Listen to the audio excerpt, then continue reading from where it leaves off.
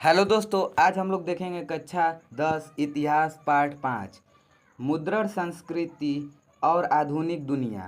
लघु उत्तरीय प्रश्न करेंगे इस वीडियो में। तो देखिए, तो हम लोग का प्रश्न है, वुड ब्लॉक प्रिंट या तख्ती की छपाई यूरोप में 1295 ईस्वी के बाद आई, कारण बताइए। ठीक है, तो आंसर इसका देखेंगे, वुड ब्लॉक प्रिंट या तख्ती की छपाई यूरोप में 1295 ईस्वी के बाद आने के प्रमुख कारण निम्नलिखित थे। क्या क्या कारण थे देखते हैं। ठीक है, 1295 ईस्वी में मार्को नामक महान खोजी यात्री चीन में लंबे समय तक रहने के पश्चात यूरोप इटली लौटा।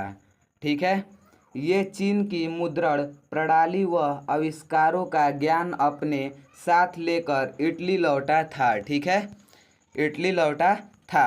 अब देखते हैं, मार्को पोलो चीन की वुड ब्लॉक काठ की तख्ती वाली छपाई का ज्ञान लेकर आए थे, जिसका प्रसार इटली के साथ पूरे यूरोप में हुआ, जिससे इटली वासियों ने भी तख्ती की छपाई से किताबों का निर्माण शुरू किया। ठीक है, 1295 ईस्वी से पूर्व यूरोप में कुलीन वर्ग, पादरी और भिक्षु संघ पुस्तकों की छपाई को धर्म के विरुद्ध मानते थे। ठीक है, 2 नंबर है, मार्टिन लूथर मुद्रण के पक्ष में था और इसने इसकी खुलेआम प्रशंसा की। उल्लेख करें। ठीक है, उल्लेख करें। उत्तर है, मार्टिन लूथर मुद्रण के पक्ष में था, जिसके प्रमुख कारण निम्नलिखित थे। ठीक है, क्या क्या कारण थे देखते हैं। मुद्रण से धर्म सुधार आंदोलन के नए विचारों के प्रसार में सहायता मिली। ठीक है, मुद्रण से धर्म सुधार आंदोलन के नए विचारों के प्रसार में सहायता मिली। ठीक है, अब देखते हैं, मुद्रण से लोगों के विचार में वैदिकता का विकास हुआ तथा बौद्धिक क्रांति का सूत्रपात हुआ।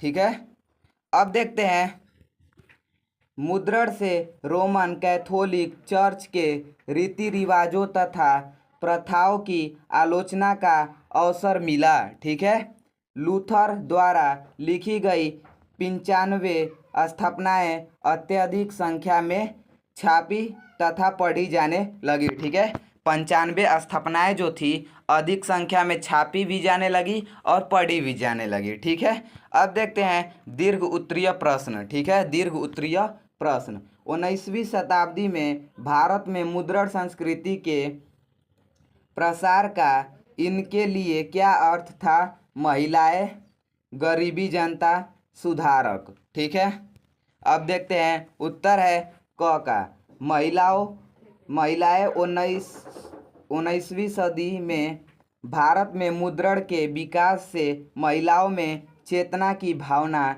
जागृत हुई। ठीक है, जागृत हुई। अब देखते हैं, मुद्रण संस्कृति ने महिलाओं में साक्षरता दर को बढ़ाया। 19वीं शताब्दी के अंत में जब शहरों में स्कूल स्थापित होने लगे थे, तब महिलाओं को स्कूल भेजा जाने लगा। कई पत्रिकाओं ने महिलाओं को जगह दी। ठीक है, और उन्होंने नारी शिक्षा की आवश्यकता को बार बार रेखांकित किया। ठीक है, अनेक महिलाओं ने मुद्रण संस्कृति में अपना महत्वपूर्ण योगदान दिया। उनमें से कुछ प्रमुख थी। ठीक है, कौन कौन प्रमुख थी महिला देखते हैं।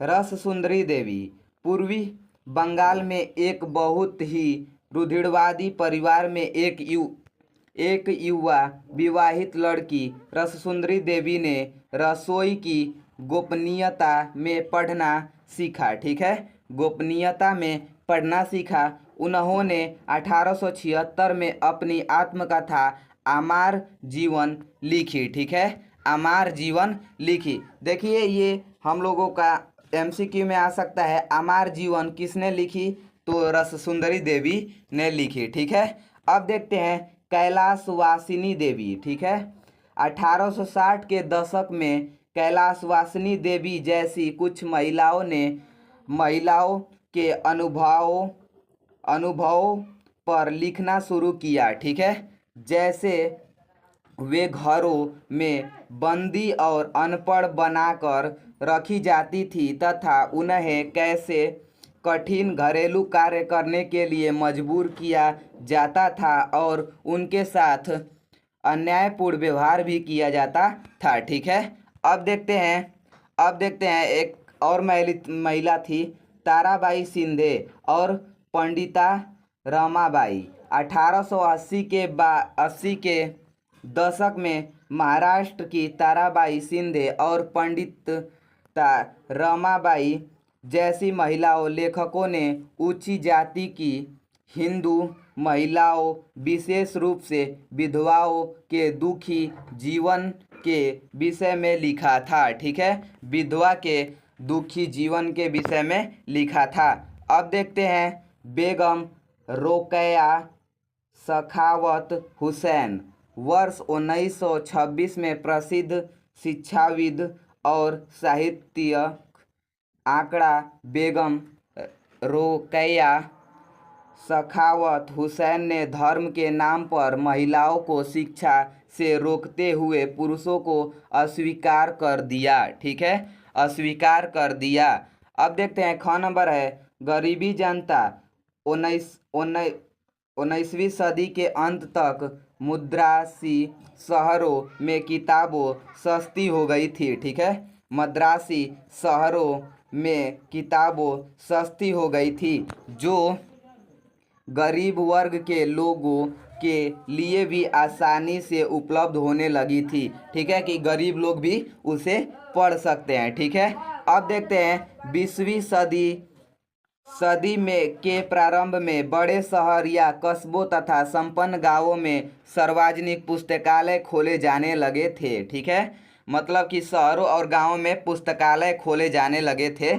ये पुस्तकालय प्रतिष्ठा के प्रतीक थे जो लोग की किताबों तक पहुंच सुनिश्चित कराते थे। ठीक है, मतलब कि कोई भी लोग के यहाँ किताब को उपलब्ध कराते थे। ठीक है, ग नंबर देख लेते हैं सुधारक।